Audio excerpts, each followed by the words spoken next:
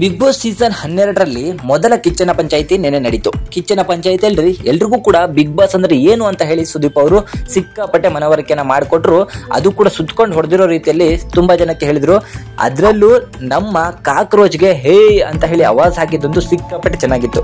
ಕಾಕ್ರೋಜ್ ಸಿನಿಮಾದಲ್ಲಿ ಇರುವಂತೆ ನಿಜ ಜೀವನದಲ್ಲಿ ಇಲ್ಲ. ಅವ್ರು ಏನಿದ್ರು ಕೂಡ ಬರೀ ಸುಳ್ಳುಗಳನ್ನ ಹೇಳ್ಕೊಂಡು ಒಂದು ವಾರ ಪೂರ್ತಿ ಕಳೆದ್ರು. ಅದನ್ನ ಕಿಚ್ಚ ಸೂಪರ್ ಆಗಿ ತಿಳುವಳಿಕೆನ ಕೊಟ್ರು. ಹಾಗೆ ಮನೆಯಲ್ಲಿ ಹೇಗಿರ್ಬೇಕು, ಬಿಗ್ ಬಾಸ್ ಮನೆ ಅಂದ್ರೆ ಏನು ಅಂತ ಎಲ್ರಿಗೂ ಕೂಡ ತಿಳಿಸ್ಕೊಟ್ರು. ಜೊತೆಗೆ ಯಾರ್ಯಾರು ನಾಮಿನೇಟ್ ಆಗಿದ್ರು ಅದರಲ್ಲಿ ಮಲ್ಲಮ್ಮ ಮತ್ತೆ ಗಿಲ್ಲಿ ಹಾಗೂ ಕಾವ್ಯ ಅವ್ರನ್ನ ಉಳಿಸಿರುವಂತಹ ಅಪ್ಡೇಟ್ ಕೂಡ ನಮಗೆ ಈಗಾಗಲೇ ಬಂದಿದೆ.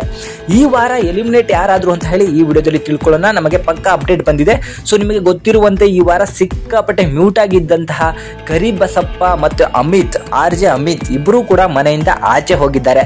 ಈ ಒಂದು ಸೀಸನ್ ನಲ್ಲಿ ಮೊದಲಿಗೆ ಒಂದು ಕೊಟ್ಟಂತಹ ಒಂದು ಟಾಸ್ಕ್ ಅಲ್ಲಿ ಒಂಟಿ ಜಂಟಿ ಅನ್ನೋ ಒಂದು ಇತ್ತು. ಸೊ ಜಂಟಿ ಏನಾದ್ರೂ ಹೊರಗಡೆ ಹೋದ್ರೆ ಅವ್ರ ಜೊತೆಗಿರೋರು ಕೂಡ ಹೊರಗಡೆ ಹೋಗ್ಬೇಕಿತ್ತು.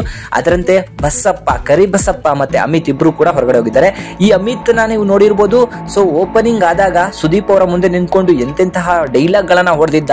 ಹಾಗೆ ಬಿಗ್ ಬಾಸ್ ನ ಈ ಹಿಂದಿನ ಸೀಸನ್ ಗಳನ್ನ ಕ್ರಿಂಜ್ ಶೋ, ಐಕ್ಯೂ ಕಮ್ಮಿ ಇರುವಂತಹ ಆಡೋರಂತಹ ಒಂದು ಶೋ ಇದು, ಹಾಗೆ ಹೀಗೆ ಅಂತೇಳಿ ಸಿಕ್ಕಾಪಟ್ಟೆ ಟ್ರೋಲ್ ಗಳನ್ನ ಕಂಟೆಂಟ್ ಗಳನ್ನ ಮಾಡಿಕೊಂಡು ದೊಡ್ಡ ಬಿಲ್ಡಪ್ ಗಳನ್ನ ತಗೊಂಡಿದ್ದ. ಆದ್ರೆ ಮನೆ ಒಳಗೆ ಏನು ಕೂಡ ಕಿಸಿಯಕ್ಕಾಗದೆ ಒಂದೇ ಒಂದು ವಾರಕ್ಕೆ ಮನೆಯಿಂದ ಆಚೆ ಹೋಗಿದ್ದಾನೆ.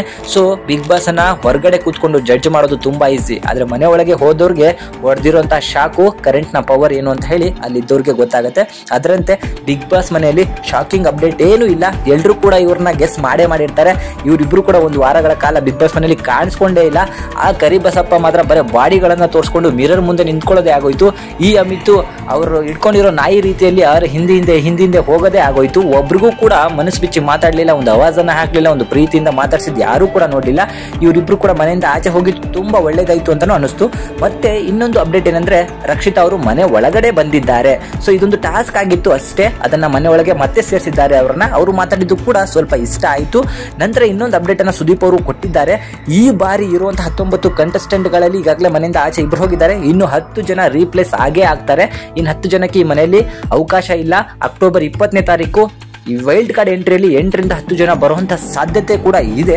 ಸೊ ಯಾರ್ಯಾರು ಬರ್ಬೋದು ಅಂತ ಈ ಹಿಂದೆ ನಾವು ವಿಡಿಯೋಗಳನ್ನ ಮಾಡಿಬಿಟ್ಟಿದ್ವಿ. ಅವ್ರು ಖಂಡಿತವಾಗೂ ಬಿಗ್ ಬಾಸ್ ಮನೆ ಒಳಗೆ ಬರ್ತಿದ್ದಾರೆ. ಅದೆಲ್ಲನೂ ಕೂಡ ಈ ಬಾರಿ ಬೇರೆಯದೇ ರೂಪವನ್ನ ಪಡ್ಕೊಂಡಿತ್ತು. ಸೊ ಈಗ ಬಿಗ್ ಬಾಸ್ ಮನೆಗೆ ಬೇರೆಯದೇ ಕಳೆ ಬಂದಿದೆ. ಆ ಕಳೆಯನ್ನ ಯಾವ ರೀತಿ ತಗೊಂಡು ಹೋಗ್ತಾರೆ ಅಂತ ನೋಡೋಣ. ಸೊ ಕರಿಬಸಪ್ಪ ಮತ್ತೆ ಅಮಿತ್ ಇಬ್ರು ಕೂಡ ಮನೆಯಿಂದ ಆಚೆ ಹೋಗಿದ್ದಾರೆ. ಇದ್ರ ಬಗ್ಗೆ ನಿಮಗೆ ಏನನ್ಸುತ್ತೋ ಹಾಗೆ ಮುಂದಿನ ಅಪ್ಡೇಟ್ಗಾಗಿ ನಮ್ಮ ಚಾನಲ್ನ ಸಬ್ಸ್ಕ್ರೈಬ್ ಮಾಡಿ, ಕಮೆಂಟ್ ಅನ್ನ ಮಾಡಿ. Thank you.